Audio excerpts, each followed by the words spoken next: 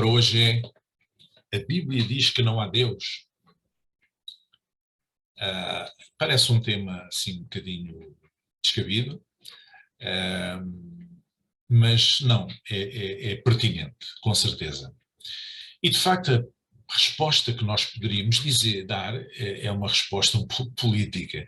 A Bíblia de facto diz que não há Deus, ou também podíamos dizer o contrário: a Bíblia não diz que não há Deus. Vamos aos fatos. Diz lá no Salmo 53, versículo 1: disso nasce no seu coração: não há Deus. Esta é uma asserção, uma afirmação que é reproduzida no livro dos Salmos. Não há Deus. Mas nós temos que compreender esta e outras afirmações do género no seu contexto. Como sempre temos dito, a Bíblia não pode ser interpretada à letra, não se pode tirar uma frase e descontextualizar. Temos que compreender, integrar no sentido, nas unidades de sentido, digamos assim, que essa frase, ou essa palavra, ou essa expressão pertencem. De facto, o que o salmista está a dizer é que o Néscio é o louco, diz que não há Deus. Porquê? Porque não o reconhece. Não é? O Deus de Israel não o reconhece. Nós estamos num tempo, numa tradição dos deuses étnicos. E Israel, e Yahvé, para Israel, era também uma espécie de um deus étnico, era o deus daquele povo.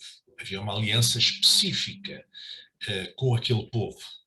O Deus de Israel, Yahvé, não era o Deus dos outros povos, era o Deus daquele povo. Era assim que os hebreus viam a situação. Nós hoje, com o conhecimento que temos, olhamos para trás e temos outra perspectiva um pouco diferente. Mas esta era a leitura que os hebreus faziam. Não, através de Abraão e sua descendência, nós somos descendência de Abraão, somos povo da semente de Abraão, e Deus estabeleceu com Abraão e a sua descendência uma aliança que nos tornou o seu povo peculiar, sua pertença, e portanto ela é o nosso Deus, à semelhança dos outros povos contemporâneos, seus contemporâneos, que também tinham os seus deuses próprios, os seus deuses étnicos. E portanto, quando o Néscio diz não há Deus, está-se a referir com certeza a pessoas fora da nação de Israel que não reconheciam o Deus de Israel como um Deus único, vivo e verdadeiro. É isto que nós é desta forma que nós podemos interpretar. Por outro lado, a Bíblia tem outras expressões. Por exemplo, a certa altura Salomão diz que assim como morre o homem, assim morre o animal. São expressões que nos dão conta daquilo que era o pensamento de alguém num determinado momento, e depois nós vamos a ver no contexto geral e no seguimento do texto, e vamos compreender que afinal as coisas não são bem assim.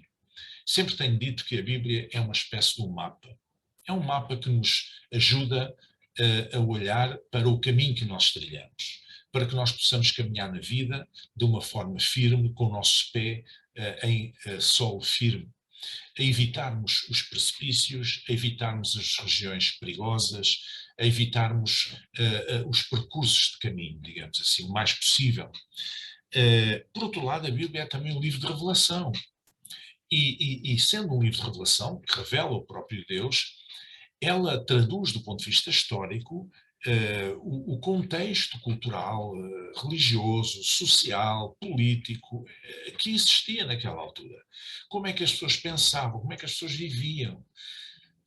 A Bíblia não fala apenas do que é que as pessoas comiam, como é que as pessoas se vestiam, quais eram os seus hábitos, quais eram as suas tradições. Fala também da sua mentalidade e do que é que era o seu pensamento. Não é? Naturalmente diferente entre vários povos que coexistiam naquela época, na Antiguidade. Portanto, a Bíblia, ao revelar Jesus, ao revelar-nos Deus, ela revela-se num contexto pré-existente, com civilizações e culturas já estabelecidas, outras que já tinham passado, outras que eram existentes na altura, e que significava que havia um estilo de vida, uma prática daquelas pessoas e uma forma de pensamento, um determinado tipo de pensamento.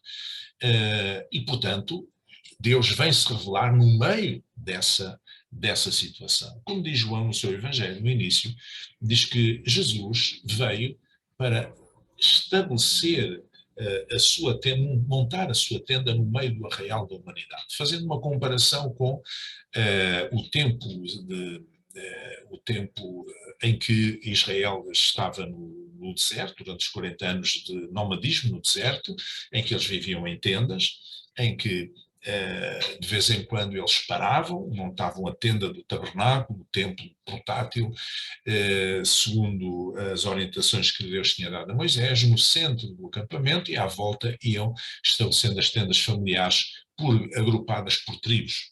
Então diz que Jesus veio estabelecer a sua tenda no meio do acampamento da humanidade. Ou seja, ele não veio para o vazio, ele não foi para a Lua, ele foi para um lugar, um planeta que tinha gente, tinha pessoas, ele foi para o meio de culturas, de civilizações que existiam na altura, e naturalmente é natural que a Bíblia fale dos elementos civilizacionais e culturais existentes quando Jesus chega. Assim como no Antigo Testamento, a mesma coisa em relação ao progresso do povo de Israel. Portanto, a Bíblia faz esse panorama. Isso não quer dizer que tudo aquilo que aparece escrito na Bíblia seja verdade ipsis verbis neste sentido. Tem que ser compreendido, tem que ser interpretado. Então, quando nós lemos que a Bíblia diz que não há Deus, é verdade, mas não é verdade que essa seja a revelação. Deus não se revela dizendo que não existe. Obviamente que Deus revela quem é, mas aqui, neste caso concreto, está a revelar aquilo que alguns homens pensam dele. Não sei o que é que você que está a ouvir pensa dele, eu sei o que penso. Fique bem.